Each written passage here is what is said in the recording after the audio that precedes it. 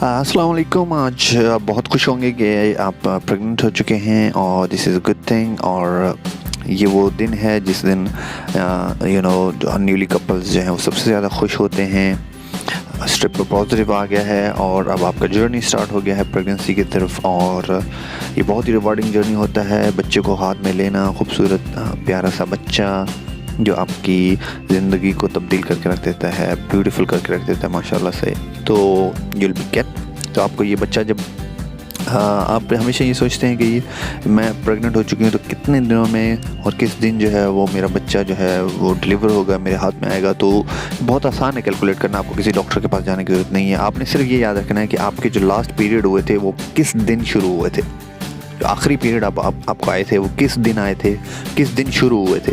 वो जो दिन शुरू वाला दिन था, पहला दिन उस पीरियड का, वो आपने डेट याद रखनी है।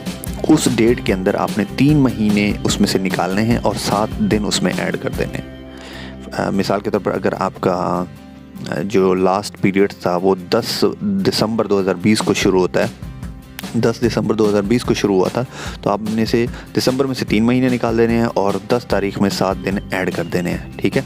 और ऑब्वियसली 1 साल और ऐड कर देना है, तो आपके 10 के साथ 17 और 12 में से 3 निकालेंगे तो 17 सितंबर 2021 को जाके आपकी डिलीवरी होगी। This is the exact day. इसमें से 1-2 दिन ऊपर नीचे हो सकते हैं, but this is how you can easily आसानी से आप कैलकुलेट कर सकते हो कि आपकी प्रेगनेंसी की डिलीवरी कब होगी।